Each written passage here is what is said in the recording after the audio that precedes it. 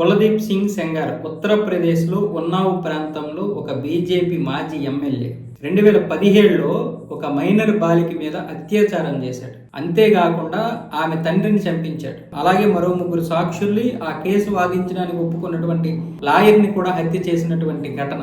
నడి రోడ్డు మీద ఉరేయాల్సింది పోయి ఇతన్ని ఆ కోర్టు అని ఈ కోర్టు అని తిరిగి చివరికి 2019లో ఇతనికి శిక్ష పడింది. 10 సంవత్సరాల శిక్ష పడింది. తర్వాత ఇతనికి యావజ్జీవ కారాగార శిక్ష పడాలని అనేక ప్రయత్నాలు జరుగుతుంటే ఇప్పుడు ఢిల్లీ హైకోర్టు ఏం చేసిందంటే ఈ యొక్క కేసుని ఇతనికి జైలు శిక్ష వేయకుండా నిలుపుదల చేసింది. ఆ యావజ్జీవ కారాగార శిక్ష పడకుండా నిలుపుదల చేసింది. ఎందుకంటే అటు ఎంక్వైరీ అంటే దర్యాప్తు చేస్తున్నటువంటి కొంతమంది ఇతనికి అనుకూలంగా చేయడం, అదంతా చాలా పెద్ద నెట్వర్క్ నడిపాడు.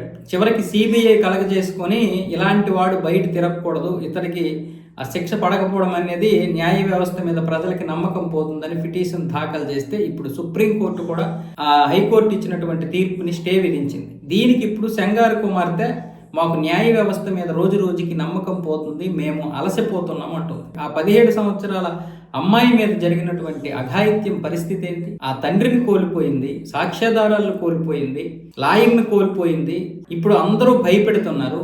అలాంటి పరిస్థితుల్లో ఉన్నటువంటి ఆ అమ్మాయి ధైర్యంగా పోరాడుతుంటే మీ నాన్న చేసినటువంటి పనికి నువ్వు పశ్చాత్తాపం పడకపోగా న్యాయ వ్యవస్థ మీద నమ్మకం పోతుంది, మా నాన్న ఇటువంటి దోషి కాదు నిర్దోషి అని నువ్వు చెప్తావా? ఎలా చెప్పగలుగుతావమ్మా?